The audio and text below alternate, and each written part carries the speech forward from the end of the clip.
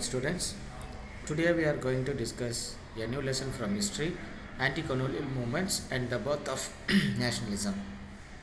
In this lesson we are going to discuss about the birth of nationalism and colonial movement, anti-colonial movement. Anti-colonial movement means that Indian people did not want to the British rule. That is why they started the revolt against the colonial power. That is called here the colonial movement. And also the nationalism was introduced, that is called the birth of nationalism. So here in this lesson we are going to discuss about the nature of tribal and peasants revolt against the British. The first one is that the tribal and peasants revolt. The tribals and peasants were suffered by the British rule. And another one, the contributory factors of the outbreak of the Great Revolution of 1857. So 1857 revolt was considered and it is called as one of the major events. So it is called the first war of Indian independence also. It contributed a lot for the independence of India in 1947. And also the factors leading the formation of Indian National Congress and the perspective of the earliest nationalists. And also the birth of Indian National Congress, it was one of the Himalayan thing and a major thing. So due to the formation of Indian National Congress, the number of demands of Indians were fulfilled by the British through this Indian National Congress. So these are the things we are going to discuss in today's class. So here the introduction part. On 23rd June 1957, the Nawab of Bengal Sirajuddin Daulah was defeated by the East India Company at the Battle of Plassey. In 1857, there was a battle between the Indians, that means Sirajuddin Daulah and the British, that is called the Battle of Plassey. In this battle, Sirajuddin Daulah was defeated and the British got victory, and Robert Clive, the commander of chief, he was the commander of chief in the Battle of Plassey and became the East Indian Company's chief, and also who managed to get the clandestine support from Mir Jafar, the uncle of Sirajuddin Daulah and the chief of the Nawab Sami. So here Mir Jafar was the uncle of Nawab and he supported British, that means Robert Clive. That is why Sirajuddin Daulah was defeated and he was killed. And Clive was helped to the Zakat Seth, moneylenders from Bengal, who were arrived by Sirajuddin Daulah's policy between 1757 and 60. The company received 22.5 million from Mir Jafar. And here, what was the story behind this? The Sirajuddin Daulah was uncle of the Mir Jafar was uncle of Sirajuddin Daulah. The Mir Jafar did not want the Sirajuddin Daulah's rule. That is why he supported the British. And finally, Sirajuddin Daulah was defeated and killed, and Mir Jafar appointed as the Nawab of. And later, here Mir Jafar was compelled to give war, and that means 22.5 million rupees, who became the new Nawab of Bengal. The same money was later invested to propel the Industrial Revolution in Britain, so which rapidly mechanized the British textile industry. On the other hand, India was led to the path of deindustrialization and forced to create a market for products manufactured in Britain. So here, one of the worst thing was that the British revolution, that means industrial revolution, broke out in England due to the wealth of India, and on another side they created and they introduced a number of machines that mechanized the British textile industry.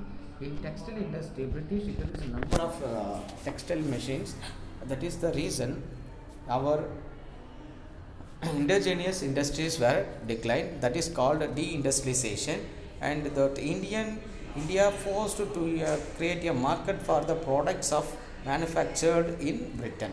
So good finished goods and manufactured goods of the Britain was sold in Indian markets. That means India became the market for the Britain.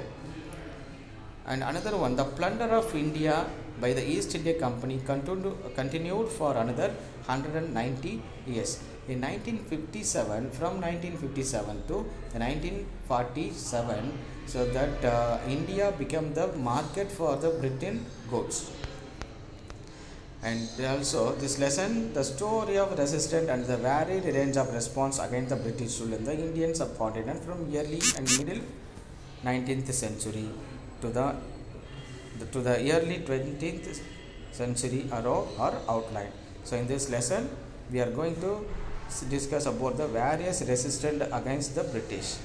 First one, peasants and tribal resistance. Resistance means agitation. So what is the peasants and tribal resistance here?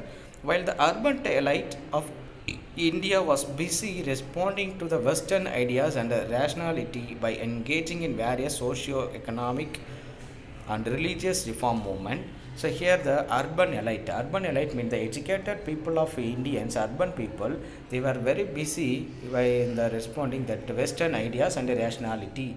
That means that there was a socio-religious problems was in India, so that the elites were very busy and engaging them into that awareness and other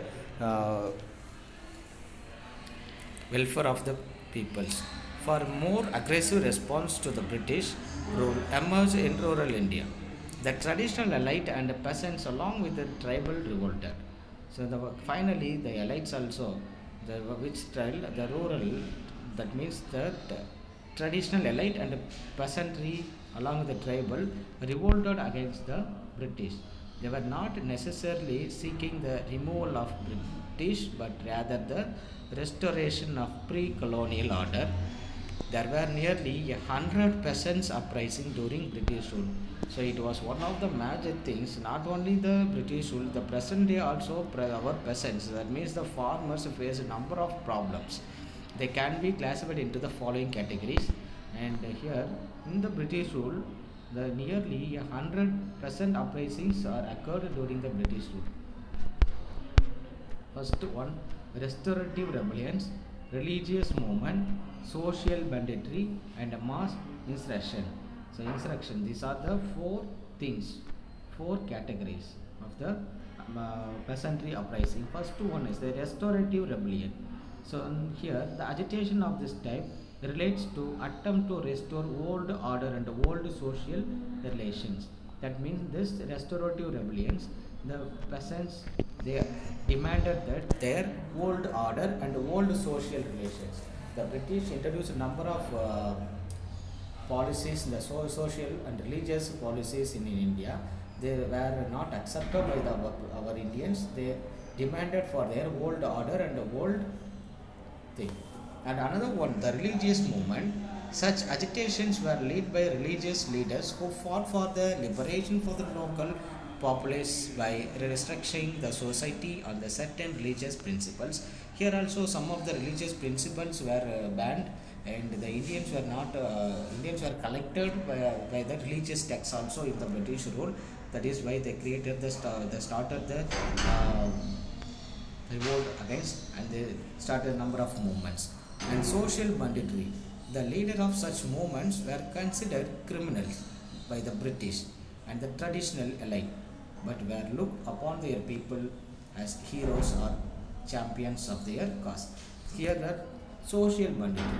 The leaders of the such movements, like where a number of movements were carried out by the Indian leaders, that Indian leaders were considered as the criminals by the British. So, but the local people considered them as a heroes or the champions. Mass insurrection. The usually leaders and spontaneous uprising. So usually leaderless and spontaneous uprising. In this mass insurrection, there were no leaders to lead their procession and other agitation. But here it is not a mass insurrection, was not a planned one. It is a sudden occurrence. The group of people and the community conducted a mass insurrection or a procession against the British. So these are the four categories of the uprisings of our people.